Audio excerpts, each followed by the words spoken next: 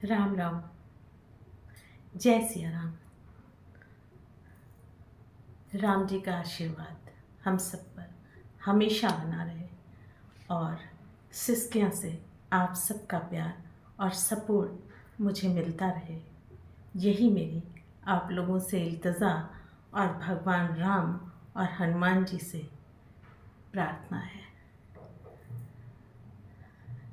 कभी कभी कुछ ऐसे वाक़े, कुछ ऐसी घटनाएं होती हैं जो हमारा मन, आँखें दोनों द्रवित कर देती हैं। आज मैं आपसे कुछ ऐसा ही साझा करूंगी। अभी तक मैं आपसे जनरली कहानियाँ ही साझा करती थी। मुझे लगता था जब हम एक दूसरे से अच्छे से कनेक्ट हो जाएं, फिर मैं सच्ची घटनाओं से आपको रूबरू कराऊंगी। और अब सच्ची घटनाओं से ही मैं ज़्यादातर आपको रूबरू कराऊंगी।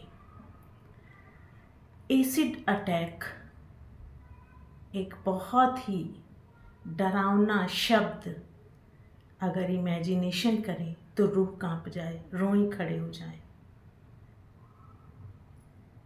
बीते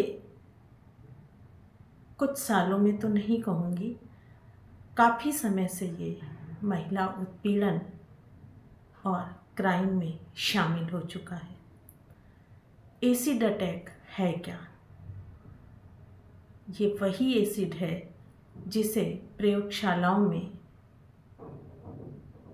लोगों को छूने से मना किया जाता है, एक सेफ जगह रखा जाता है।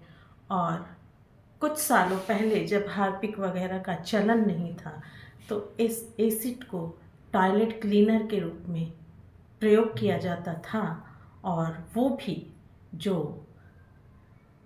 टॉयलेट साफ करने में पारंगत थे, जो पैसे लेके साफ करते थे, वो लेके आते थे, मुंह बांध करके उससे टॉयलेट साफ करते थे और लेके चले जाते थे। इतना ये खतरनाक होता है।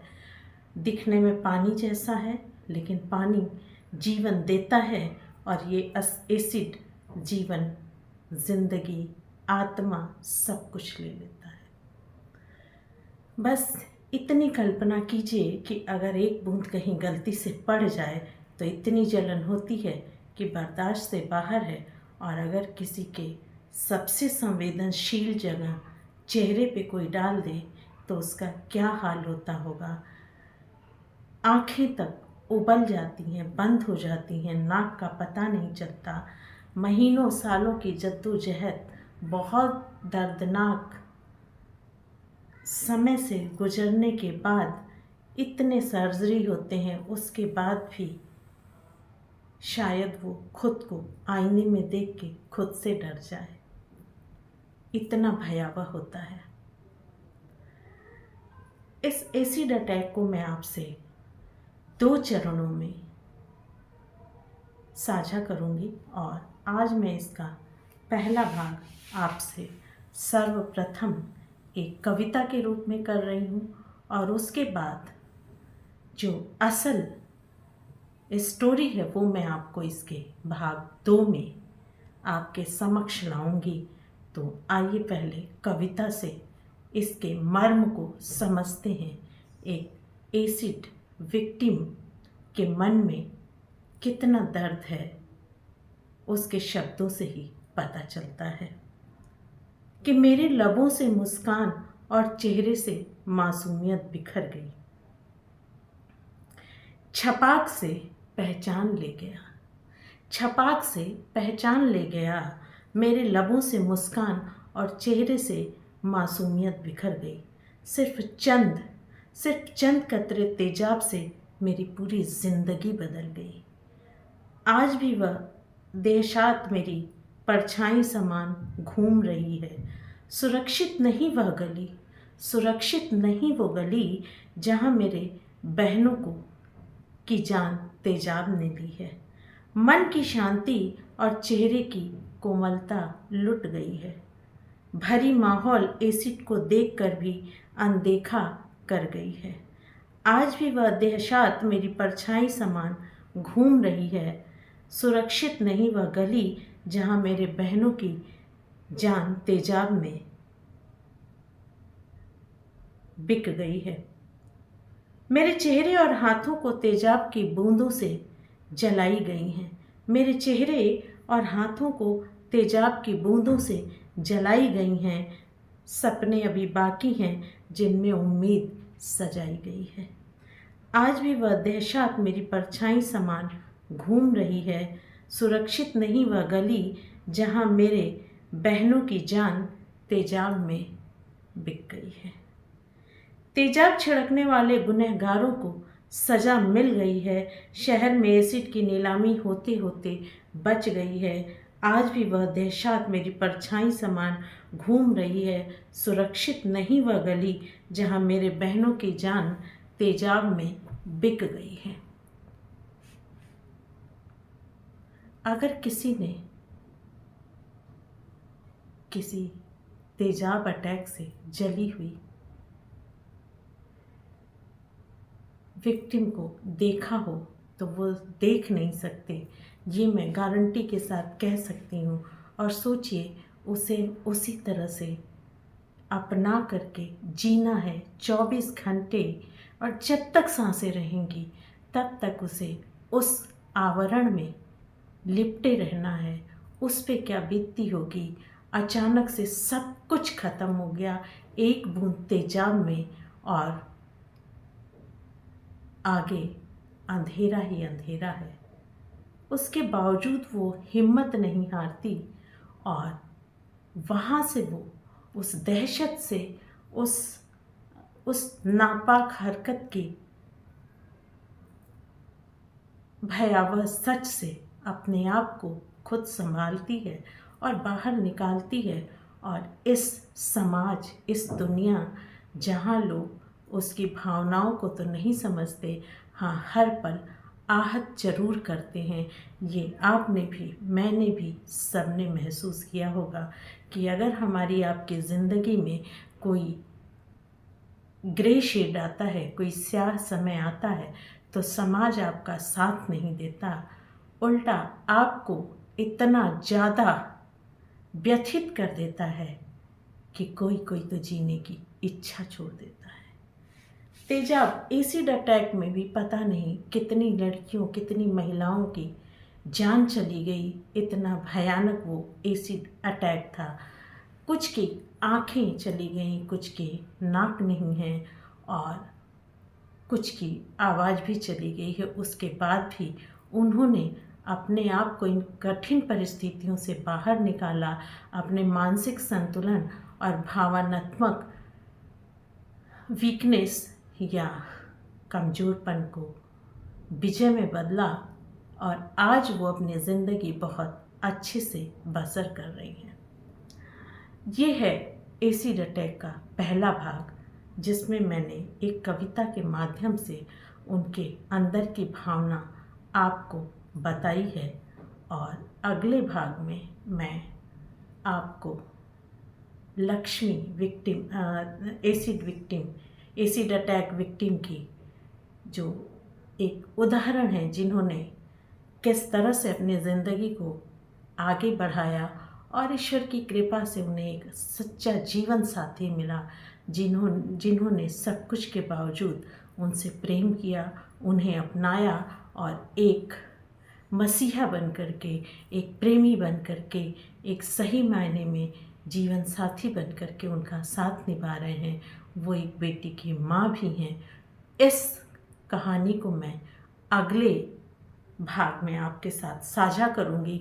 उनकी कहानी पे एक मूवी भी बनी है, छपाक, जिसमें दीपिका पादुकोण ने मुख्य रोल अदा किया है, और लक्ष्मी ने ही कोर्ट में एसिड को खुले रूप में बिकने पे रोक लगवाई थी केस करके। तो अगले भाग में हम लक्ष्मी के बारे में आपसे डिस्कस करेंगे, जो एक सच्ची घटना ही नहीं, एक प्रेरक प्रसंग भी है, और सिसकियाँ तो उसमें अनगिनत हैं। आप महसूस कर सकें तो ज़रूर करिएगा। ज़रूरी नहीं है कि ज़िंदगी में आगे बढ़ गया इंसान कभी अपनी सिसकियों को भूलता है या पीछे मुड़ के देखे तो उसके वो खराब समय उसके वो हौसले तोड़ देने वाले वक्त उसकी यादों से, उसकी मेमोरी से निकल जाते हैं। मेरा मकसद सिस्किया से इसी तरह के लोगों को आपसे रूबरू कराना है और आपको उनकी भावनाओं से अवगत कराना है। मुझे पूरा विश्वास है कि आप इन लोगों के साथ अपने आप को कनेक्ट करेंगे, इनकी तकलीफ़ों को समझेंगे और उसके बाद आपके सामने कोई ऐसा विक्टिम आएगा तो आप उसको घृणा या हेय दृष्टि से देखने के बजाय उस वैज्ञानिक भावना को समझने की कोशिश करेंगे जो उसके दिल, दिमाग, आत्मा पे पड़ रही है, जिस पे हर रोज़ समाज का कोई न कोई व्यक्ति चोट कर रहा है। आइए इस वीडियो को देखते हैं। तो अचानक दो लड़के मेरे मिरर के सामने आए गाड़ी के, और उसने चलती गाड़ी में मुझ पर तेजाब डाल दिया। गाड़ी चल ही रही थी, चलती गाड़ी में उसने मेरे फेस पे तेजाब डाल दिया। डालकर वो चले गए। एक सेकंड में तो मुझे कुछ समझ ही नहीं आया कि ये क्या हुआ। जैसे उसने तेजाब डाला, मैंने ऐसे रखा अपना हाथ, जिसकी वजह से मेरा ये पूरा हाथ भी जल गया। जब मैंने अपना हाथ हटाया और आंखों को मैंने ऐसे पोंछा, और जब मैंने अपनी पलकें खोली तो मेरे आँख के सामने बिल्कुल अंधेरा। मैं कुछ देख नहीं पा रही थी। मैं घबरा गई कि मैं क्या करूं। मेरी फ्रेंड मेरे साथ थी, वो चीखने लगी, तेजाब तेजाब डाल दिया, एसिड डाल दिया, एसिड डाल दिया। एक सेकंड तक तो मैं बिल्कुल स्टॉप हो गई थी। मुझे कुछ समझ ही नहीं रहा मैं क्या बोलूं। मैं बिल्कुल जल रही थी। मेरे यहाँ के सारे बाल जल के मेरे हाथ में गिर गए। मेरा पूरा चेहरा आइसक्रीम की तरह गिल रहा था, इस तरीके से कि मैं एक्सप्लेन भी नहीं कर सकती। जितना स्किन है मेरे चेहरे का सारा गल रहा था। मैंने साड़ी पहना हुआ था, सारा साड़ी जल के मेरे गले में सट गया था। वो दर्द, वो पेन, वो मैं बता नहीं सकती।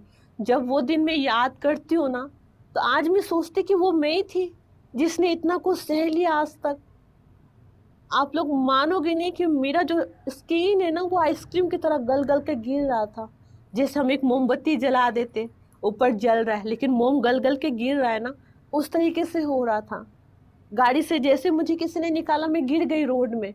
मेरा स्लीपर कहाँ, मैं कहाँ, मेरे कपड़े कैसे, मुझे कुछ नहीं पता, क्योंकि मुझे कुछ दिख ही नहीं रहा। अगर उस दिन कोई भी एक इंसान आगे बढ़कर मुझे पानी या दूध फेंकता, तो शायद आज मैं दोनों आंखों से अंधी नहीं होती। मेरी शादी हो चुकी है, मेरा एक छोटा बच्चा है, 4 साल का होने वाला है, लेकिन आज तक मैंने उसका चेहरा नहीं देखा कि मेरा बच्चा कैसे दिखता है। एक माँ के लिए इससे बड़ा दुख और क्या होगा। मेरी शादी को 6 साल हो गए हैं, लेकिन मुझे ये नहीं पता कि मेरा पति कैसा दिखता है। जब मैं अपने बच्चे को रेडी करती हूँ तो मेरा बच्चा कैसा दिखता है। मैं फोन में फोटो खींच के देखती हूँ कि मेरा बच्चा कैसा दिख रहा है।